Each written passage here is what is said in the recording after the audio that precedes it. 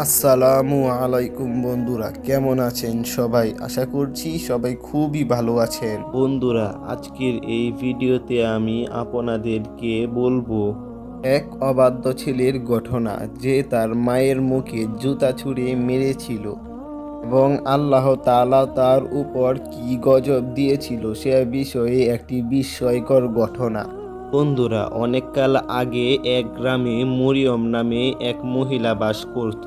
বন্ধুরা, মরিয়মের পৃথিবীতে কেউ ছিল না, কারণ তার স্বামী মারা গিয়েছিল। তার ছিল এক ছেলে যার নাম ছিল আমদাদ। ছোটবেলা থেকেই মরিয়ম তার ছেলে আমদাদকে বেশ আদর যত্ন করে বড় করে এবং তার ছেলে আমদাদকে অনেক পড়ালেখা শিখায়। আর নিজের ছেলেকে ভালোভাবে পড়াশোনা করানোর জন্য মরিয়ম অনেক কষ্ট করে লোকের বাড়িতে কাজ করত। আমদাদ যখন বড় হয়ে যায় এবং তার পড়াশোনা যখন শেষ হয়ে যায়, তখন একদিন তার মা মরিয়ম আমদাদকে বলে, বাবা আমদাদ, তোমার তো পড়ালেখা শেষ হয়েছে, এবার একটা কর্মের ব্যবস্থা করো, কেননা আমারে তো বয়স হয়ে গিয়েছে, আমি তো আর কাজ করতে পারছি না। তখন আমদাদ তার মাকে বলল, তুমি শুধু আল্লাহর কাছে দোয়া করো, আমি কোনো না কোনো কাজ অবশ্যই পেয়ে যাব।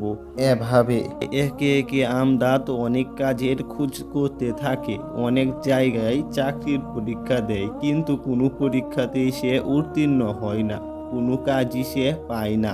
এদিকে আমদাদের মা মরিয়ম প্রতিদিন আল্লাহর কাছে কেঁদে কেঁদে দোয়া করত এবং আল্লাহকে বলতো, হে আল্লাহ, তুমি আমার সন্তানকে সুস্থ রাখো, তুমি যেভাবেই হোক একটা হালাল রিজিক ব্যবস্থা করে দাও। মরিয়ম তার ছেলে আমদাদকে অনেক ভালোবাসতো, কেননা তার ছেলে ছাড়া তার এ পৃথিবীতে আর কেউ ছিল না। এভাবে করে মা মরিয়ম সব সময় ছেলে আমদাদের জন্য আল্লাহর কাছে কেঁদে কেঁদে দোয়া করতে থাকে। এদিকে আমদাদের কিন্তু কোনো কাজের ব্যবস্থাই হচ্ছিল না। এদিকে আমদাদের সাথে কাজ করার সূত্রে অনেক ছেলেদের বন্ধুত্ব হয়ে যায়। যে ছেলেগুলো ছিল খুবই খারাপ, তারা খুবই অশ্লীল কাজে লিপ্ত থাকতো, সব সময় আল্লাহকে ভুলে থাকতো এবং খারাপ কাজে লিপ্ত থাকতো। এভাবে আমদাদ তার মায়ের অবাধ্য ছেলে হতে থাকে এবং সেই খারাপ ছেলেদের সাথে মিশতে থাকে। আমদাদের মা বুঝতে পেরেছিল যে তার সন্তান বিপদে পড়ে যাচ্ছে, তার সন্তান খারাপ সঙ্গের সাথে পড়ে গেছে, আর সন্তান এখন খারাপ বন্ধু বান্ধবের সাথে চলছে। আমদাদের মা প্রতিদিন রাতে তার ছেলেকে খাবার খাইয়ে তারপর তিনি খাবার খেয়ে ঘুমাতে যেতেন। একদিন রাত 12টা বেজে যায়, কিন্তু আমদাদ বাড়ি ফিরে না। তার ছেলে এত রাত পর্যন্ত বাহিরে থাকার কারণে মা মরিয়ম খুব চিন্তিত হয়ে পড়ে এবং এক পর্যায়ে তিনি অনেক কান্না শুরু করে দেন। কাঁদতে কাঁদতে তিনি আল্লাহর কাছে বলে, হে আল্লাহ, তুমি আমার সন্তানকে সহি সালামতে ঘরে ফিরিয়ে দাও, আমার পৃথিবীতে আমদাদ ছাড়া আর কেউ নেই। এই কথা বলার পরে আমদাদ রাত 12টার পর ঘরে আসে। তখন মা মরিয়ম আমদাদকে জিজ্ঞাসা করে, বাবা আমদাদ, তুমি এতক্ষণ কোথায় ছিলে? তুমি তো কখনো এত দেরি করো না। তখন আমদাদ বলে, আমি তো আমার বন্ধুদের সাথে সিনেমা দেখতে গিয়েছি, আর এতে এত অবাক হওয়ার কি আছে? আর তুমি কাঁদছো কেন? তখন মরিয়ম বলে, বাবা, আমি এখনো না খেয়ে আছি। তখন আমদাদ বলে, তুমি এখনো না খেয়ে আছো কেন? যাও গিয়ে খেয়ে নাও, আমি কি তোমাকে না খাওয়ার জন্য মানা করেছি?